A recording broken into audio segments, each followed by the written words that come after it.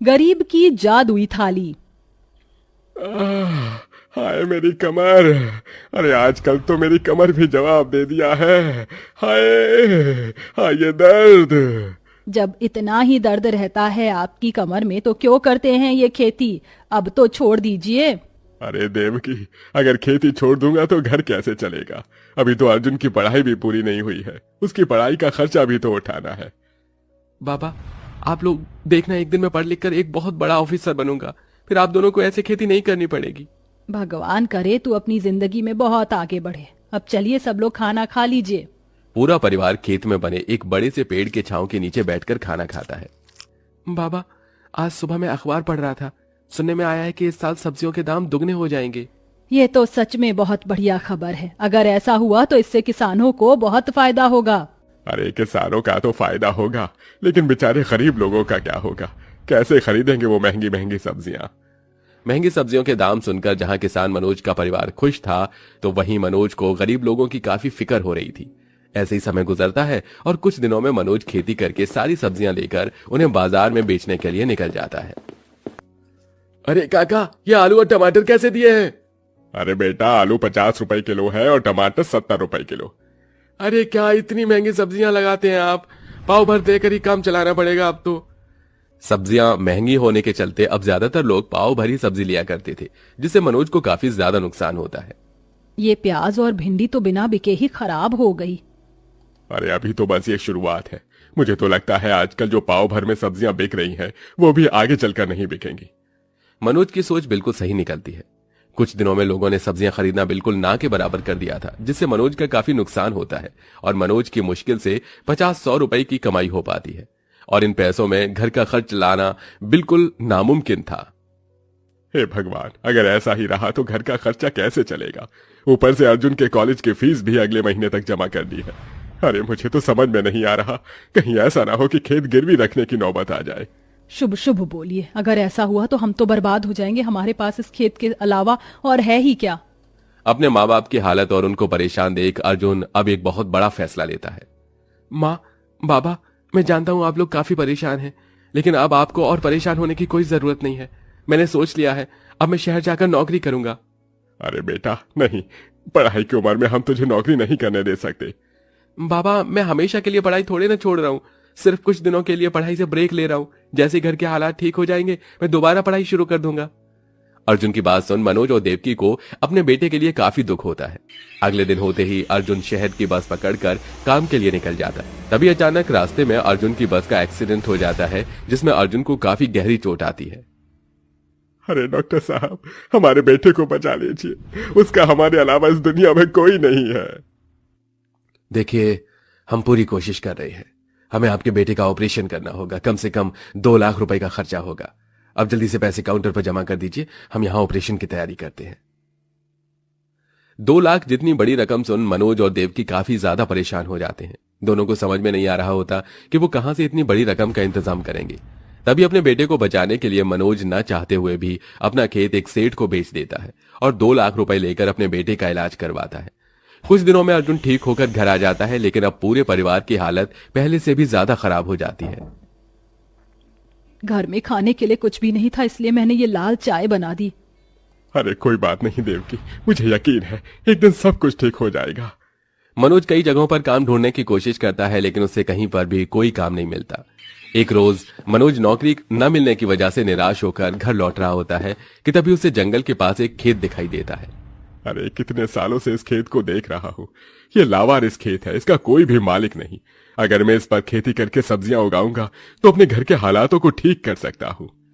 मनोज घर जाकर खेती करने का सामान लेता है और उस खेत पर जाकर कुल्हाड़ी से खेत जोतने लगता है, लेकिन खेत की जमीन काफी ज्यादा सख्त होती है, जिसके चलते मनोज को खेत जोतने में काफी ज्यादा परेशानी होती है।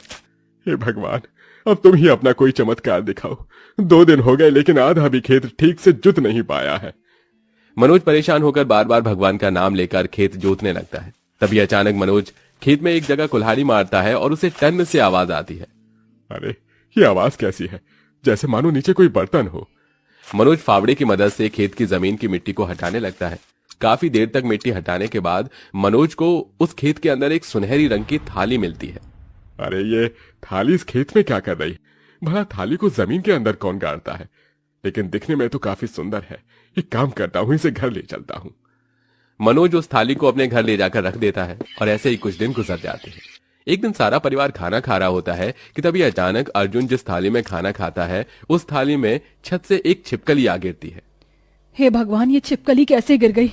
बेटा तू ये खाना मत खा, मैं तुझे दूसरा खाना देती हूँ।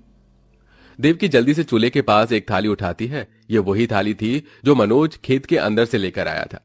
देवकी जैसे उस थाली में एक रोटी और अचार रख के अर्जुन को देती है तो अचानक उस थाली के अंदर से एक सुनहरी रोशनी निकलती है और देखते ही देखते वो एक रोटी 2 रोटी में बदल जाती है और अचार भी ढेर सारा हो जाता है, जिसे देख वो तीनों काफी हैरान होते हैं। ये क्या जी, ये अचानक एक रोटी 2 रोटी में कैसे बदल गई? अरे मुझे भी अपनी आंखों पर यकीन नहीं हो रहा। ऐसा लगता है कि किसी ने जादू किया हो। अर्जुन उस थाली के अंदर से उन 2 रोटियों को निकालकर फिर से एक रोटी रखता है और देखता है कि इस बार भी उस थाली के अंदर से फिर से सुनहरी रोशनी निकलती है और वो रोटी 2 रोटी में बदल जाती है। बाबा, ये कोई साधारण खाने की थाली नहीं बल्कि जादुई खाने की थाली है। अगर हम इसमें कोई भी खाने की चीज रखेंगे तो वो डबल हो जाएगी। अर्जुन की बात सुन देवकी जैसे उस जादुई थाली के अंदर थोड़े से चावल डालती है तो वो थाली पूरे चावल से भर जाती है। ये देख अब पूरा परिवार काफी खुश होता है। हे मुरली मनोहर, मुझे तुझ पर पूरा भरोसा था। आखिरकार तूने हमारी परेशानी का हल निकाल दिया। देवकी, अर्जुन, अब हम इस जादुई थाली की मदद से थोड़े से खाने को ज्यादा खाने में बदलेंगे और उन्हें ले जाकर बेचकर पैसे कमाएंगे। अगले दिन होते ही मनोज पड़ोस से थोड़े से पैसे उधार मांग अच्छा खाना बनाने का सामान लेकर आता है, जिससे देवकी तरह तरह के पकवान बनाती है। उन सभी पकवानों को एक एक कर उस जादुई थाली में रख देती है और देखते ही देखते वो थोड़ा बहुत पकवान पहाड़ जितना बढ़ जाता है और अब उन पकवानों को लेकर तीनों ठेले पर उन्हें बेचने के लिए निकलते हैं। क्या बात है काकी, कल तक तो आप लोग रोटी रोटी के लिए तरस रहे थे और आज आप खाना बेच रहे हैं। कोई लॉटरी लग गई है क्या? ये तो बस भगवान की कृपा है। देवकी, मनोज और अर्जुन अब तीनों हर रोज और जादुई खाने की थाली की मदद से खाने को डबल करके उन्हें बेचकर ढेर सारे पैसे कमाते हैं, जिससे अब धीरे धीरे उनके घर के हालात भी ठीक होने लगते हैं। वहीं अर्जुन अपनी पढ़ाई दोबारा शुरू कर देता है। देवकी, कितने दिन हो गए हैं तुम्हारे हाथ की मसाला वाली चाय पिए हुए। जल्दी से 1 कप मसाला वाली चाय बना दो।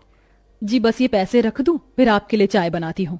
देवकी उन पैसों को ले जाकर संदूक में रख रही होती है कि तभी अचानक देवकी के हाथ से एक 50 रुपए का नोट गिरकर सीधा उस जादुई थाली में गिर जाता है और देखते ही देखते 50 रुपए का नोट ढेर सारे 50 रुपए के नोट में बदल जाता है, जिसे देखकर और मनोज काफी हैरान होते हैं। ये क्या जी, हमें तो लगता था कि ये जादुई थाली सिर्फ खाने को ही डबल कर सकती है, लेकिन इसने तो इन पैसों को भी डबल कर दिया।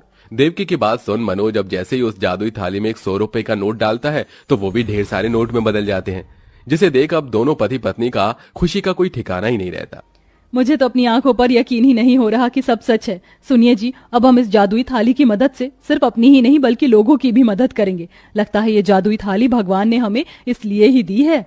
देवकी की बात सुन मनोज काफी खुश होता है, जिसके बाद अब वो लोग उन पैसों को डबल करते हैं और सबसे पहले मनोज सेठ से अपनी गिरवी रखी हुई जमीन को छुड़वा कर दोबारा उस पर खेती करना शुरू कर देता है। वहीं अब देवकी जहां अमीर लोगों को पैसों में खाना देती है, वहीं गरीब लोगों को मुफ्त में खाना देकर उनकी मदद करती है।